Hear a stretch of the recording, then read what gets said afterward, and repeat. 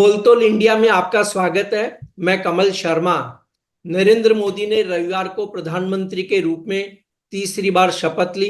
मंत्रिमंडल ने भी शपथ ली। देश में मिलीजुली लेकिन स्थिर सरकार के साथ आर्थिक सुधारों के आगे बढ़ने की उम्मीद बाजार को बनी हुई है। इस उम्मीद से शेयर बाजार में भी तेज उतार चढ़ाव थम गया है। नरेंद्र मोदी की तीसरी पारी में किन शेयरों पर ध्यान देना चाहिए जहां बेहतर रिटर्न मिल सकता है, इस पर हम बात करेंगे हरीश जुजारे जी से, जो पृथ्वी फिनमार्ट के एवीपी हैं। हरीश जी, आपका स्वागत है। हरीश जी, नई सरकार का गठन हो गया, शेयर बाजार को आप कैसा देखते हैं? हालांकि यह मिलीजुली सरकार है, और इस सेंस में कि आर्थिक सुधार किस तरह से जारी रहेंगे, क्या स्थिति होगी, और सरकार इस पर किस तरह आगे बढ़ती रहेगी, कुल मिला के बाजार के लिए आप क्या स्थिति देखते हैं? पहले नमस्कार कमल कमल सर। सारे दर्शकों को भी नमस्कार। अभी जिस तरह से आपने क्लियरली बताया कि मोदी सरकार थर्ड टर्म में बन चुकी है और सारे मिनिस्टर्स भी ओथ ले चुके हैं।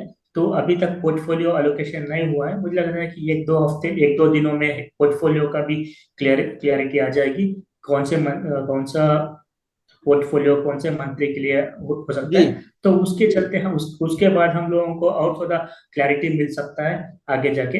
और इसके अलावा मैं ये चीज करना चाहता हूँ, अगर आप ध्यान दोगे इलेक्शन के पहले इंटरव्यूज में, बहुत सारे इंटरव्यूज में मोदी जी ने ये क्लियर कट प्रस्ताव रखा है कि उनका 100 डेज का जो पीरियड है गवर्नमेंट बनने के बाद, वो क्रूशियल रहेगा। और वहाँ पे बहुत सारे नए स्टेप्स और स्ट्रॉन्ग स्टेप्स लिए जाएंगे जो इकोनॉमिक ग्रोथ के लिए वो, ये हर देश की बढ़त के लिए। तो मुझे लग रहा है कि अभी जैसे एक बार पोर्टफोलियो एलोकेशन के बाद मुझे लग रहा है कि उनका जो भी है रोड मैप क्लियरिटी आ जाएगी आगे एक दो हफ्ते में। तो उसके बाद हमको और फर्दर क्लैरिटी आएगी गवर्नमेंट अभी फिलहाल कौन से सेक्टर्स में फर्दर जा रही है। तो अगर ओवरऑल मार्केट के हिसाब से देख बात करते हैं, तो जिस तरीके से मार्केट रिबाउंड किया है और ऑलमोस्ट ऑल टाइम हाई के आसपास चला है, तो मुझे लग रहा है कि मार्केट में अभी भी सेंटीमेंट पॉजिटिव है। और मुझे लग रहा है कि बस वेट एंड वॉच कर रहे हैं कि जब तक पोर्टफोलियो पूरा अलोकेशन हो जाए, और जो भी है रणनीति, जो जिस तरीके से रणनीति गवर्नमेंट प्ले करेगी इलेक्शन और एक हफ्ते दो हफ्ते में वो क्लैरिटी आएगी।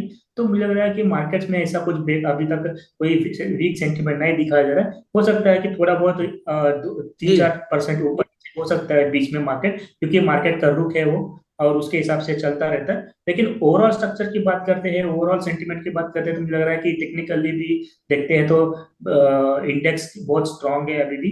मुझे लग रहा है कि आगे जाके कंटिन्यूएशन रहेगा मार्केट में तेजी का।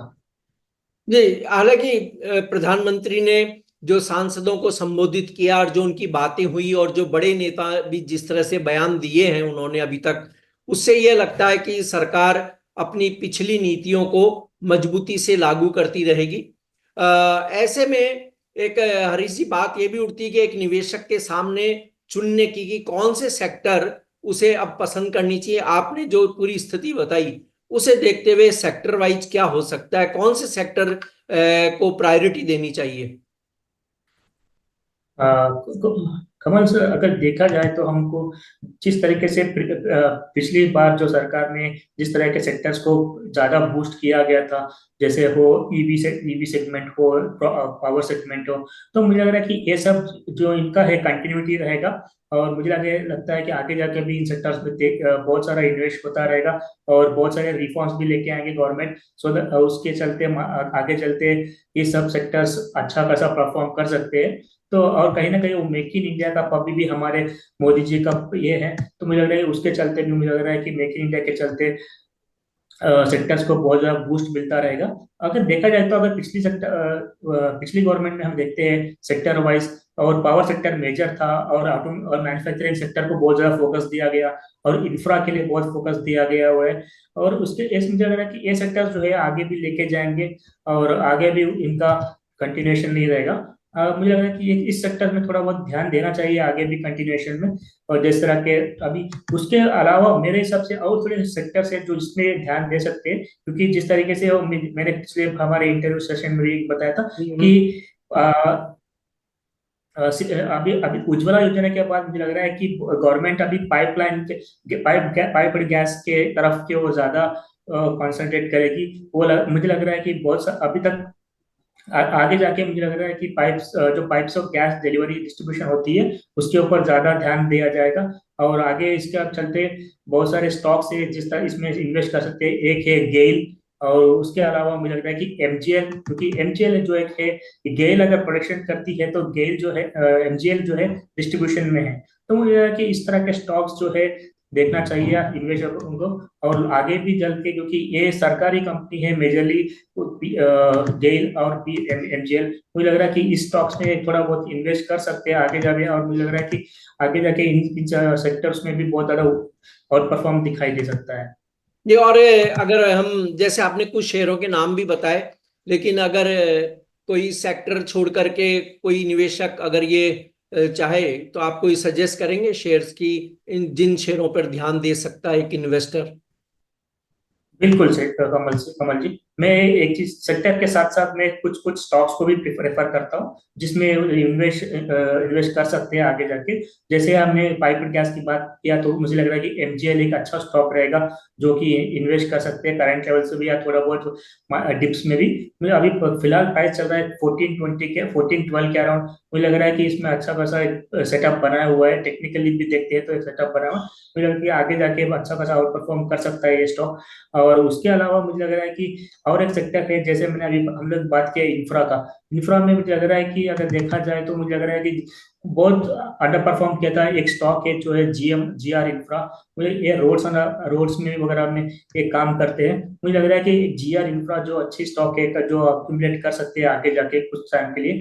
और इसके अलावा देखा है तो रेलवे स्टॉक्स एक जो है रेलवे स्टॉक्स है जो उसमें लोग अभी भी इन्वेस्ट कर सकते हैं। मुझे लग रहा है कि रेलवे स्टॉक्स का जो भी पिछले टर्म में आउट परफॉर्म किया था, तो लग रहा है कि वो आगे भी आउट परफॉर्म करेंगे। लेकिन जिस तरीके से रैली देखने मिलती है रेलवे स्टॉक्स में, थोड़ा कॉशियस होना जरूरी है। और मुझे लग रहा है कि थोड़ा बहुत इसका पीस बहुत ज्यादा ऊपर चल चुके हैं। मुझे लग रहा है कि उसके चलते थोड़ा बहुत नीचे के सर में बाइंग कर सकते हैं अभी भी रेलवे स्टॉक, जैसे कि आरबीएनएल हो गया, इरकॉन हो गया। मुझे लग रहा है कि ये दो स्टॉक्स मुझे थोड़ा बहुत अच्छे लग रहे हैं अभी भी रेलवे सेगमेंट में।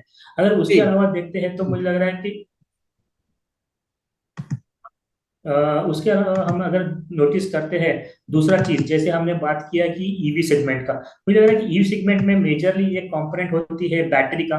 बैटरी सेगमेंट में बहुत ज्यादा इंपॉर्टेंट होता है ईवी सेगमेंट में। तो ये टू व्हीलर हो या फोर व्हीलर के लिए मेजरली कंपोनेंट होता है। मुझे लग रहा है कि इस सेगमेंट में मुझे लग रहा है कि अमर राजा बैटरी एक है जो हर कोई मुझे लग रहा है कि यहाँ से बहुत परफॉर्म कर सकता है।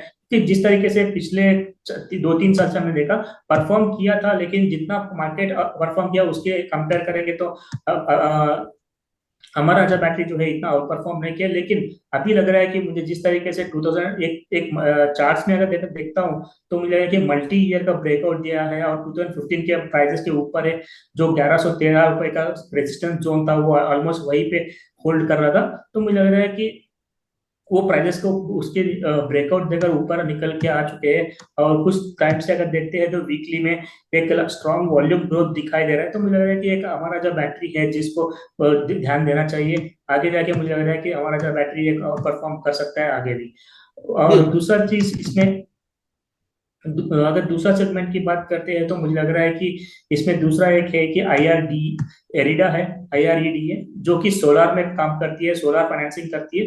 मुझे लग रहा है कि ये सेगमेंट भी स्टॉक भी बहुत अच्छा और परफॉर्म किया था। लिस्टिंग रिसेंटली हुआ था, लेकिन लिस्टिंग के बाद थोड़ा बहुत प्रॉफिट बुकिंग देखने मिला है। फिलहाल तो 178 रुपीज पे चल रहा है। मुझे लग रहा है कि आगे जाके मुझे लग रहा है कि पावर सेगमेंट जो भी है, सोलर पावर का जो भी है, इस इंफ्रास्ट्रक्चर पे बिल्ड कंट्रीब्यूशन होता है गवर्नमेंट का। तो मुझे लगा कि इसके तरह इसमें बिल्कुल ध्यान दे सकते हैं इस स्टॉक में। एरिडा वो एक स्टॉक अच्छा स्टॉक रहेगा। अगर थोड़ा भी नीचे के लेवल पर मिलते हैं तो मुझे लग रहा है कि अक्यूमुलेशन करना चाहिए इस स्टॉक को और लंबे समय के लिए होल्ड करना चाहिए। जी। आपका कोई हरी सी डिस्क्लेमर? अब फिलहाल हम लोग मेजरली देखा है तो हमारा में हम ऑलरेडी हम लोग ट्रेड करते हैं और हमारा जो पोजिशन बने हुए हैं हमारे पुराने।